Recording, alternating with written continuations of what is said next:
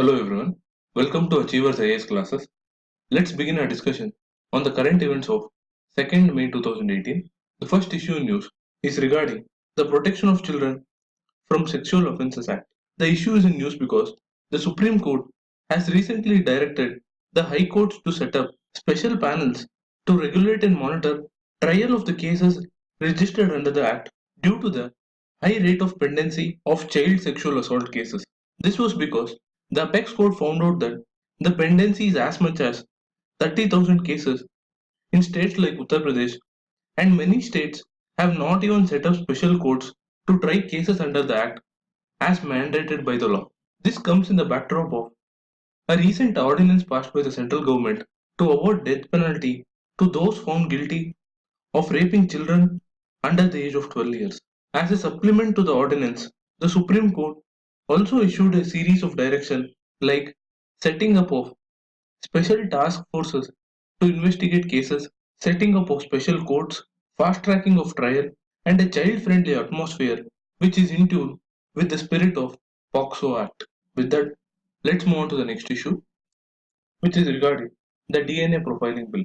The government has recently informed the Supreme Court that it would introduce the DNA profiling bill in the Monsoon Session of the Parliament while responding to a PIL filed on the use of DNA profiling for identifying unclaimed bodies, especially to match them with old cases of missing persons. The Law Commission had prepared a draft bill named the DNA-based Technology Use and Regulation Bill after examining the various judicial pronouncements and constitutional provisions, and has said that the procedure for DNA profiling, if given statutory recognition, should be done legitimately as per constitutional provisions. The Commission has stated that DNA profiling could be used for disaster victim identification, investigation of crimes, identification of missing persons, and for medical research purposes. However, it has also flagged the privacy concern and the ethics involved in the scientific collection of data during the entire process. From the prelims perspective, let's just look into some of the salient features of the proposed bill. Firstly, DNA profiling or DNA fingerprinting is a forensic technique used to identify individuals by the characteristics of their DNA. The proposed bill was mainly aimed to assist law enforcement agencies in tackling crime, but can also be used in other situations like establishing blood relations between individuals. In this regard, the bill proposes to form a national DNA data bank and a DNA profiling board which will consist of expert members from various fields like molecular biology, human genetics, bioethics, law and criminal justice, etc. This board will define standards and control for DNA profiling and will also certify labs which handle such DNA data. Similar bodies will be set up at state level to profile and store DNA data from offenders, missing persons, unidentified dead bodies, etc. The bill also contains provisions for the restricted use of such sensitive data and provides for punishment for any misuse. Although it has several benefits, various provisions of the bill have come under heavy criticism on grounds of privacy as well as reliability of technology. For further details on this issue, please go through the notes provided on our website. Now let's move on to the next issue, which is regarding Section 377 of the Indian Penal Code, which criminalizes homosexuality. Recently, a petition was filed in the Supreme Court to strike down this provision, with the petitioner quoting the court's decision in the recent Hadia case judgment, which upheld the fundamental right of an individual to determine the choice of one's intimate partner within or outside marriage. The petitioner argues that Section 377 of the IPC specifically and directly violated this right, thereby demanding it to be struck down. We'll further look into this issue based on the final verdict of the Supreme Court. Till then, let's move on to the next issue, which is an editorial regarding the recent announcement made by the Prime Minister that the country has achieved 100% electrification. Access to electricity not only drives the productivity of households but also empowers women as well as enables education and communication, thereby raising aspirations of people even in the remotest districts. However, if we are to look at the actual number of households in villages that have power connections the number of hours they get reliable power, and the per capita power that the rural and urban Indians consume, one can see the severe disparities because the existing definition to declare a village electrified is the coverage of a mere 10% of households and common facilities such as schools, panchayats, and health centers to have an electric connection.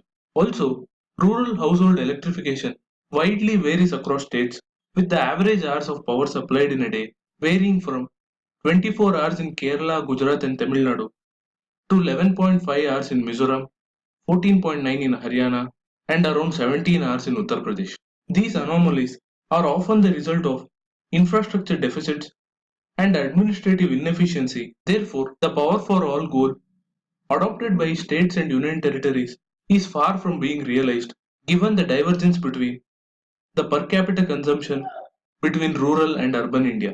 Towards this, many argue that the falling cost of renewable sources and decentralization of such sources like the solar photovoltaics represents a ready solution for rural India, but experience from states like Maharashtra shows that theft, damage, and lack of technical capacity can pose serious hurdles for the adoption of such renewable energy technologies. Therefore, the answer lies in a hybrid solution that ensures scaling up of grid-connected and standalone solar systems at the same time augmenting conventional sources of electricity, all of which is only possible through sustained policy support. With that, let's move on to the next issue, which is regarding the rejection of US request by the Indian government to abstain from capping prices of medical devices.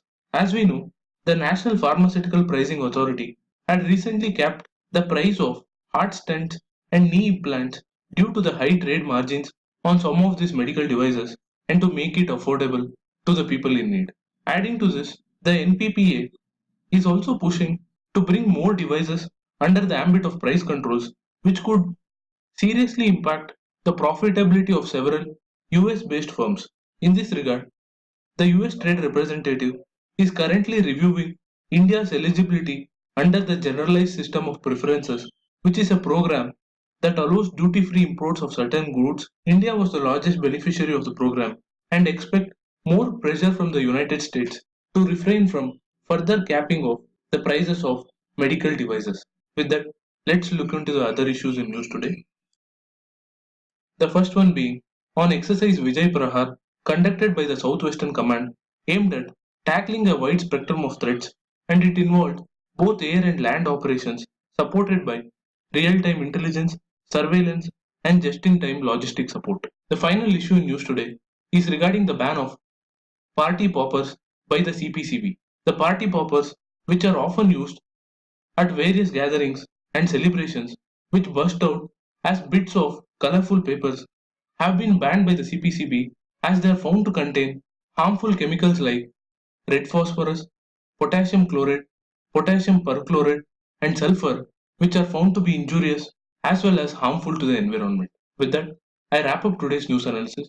Do share this content if you like it. Thank you for watching. Have a nice day.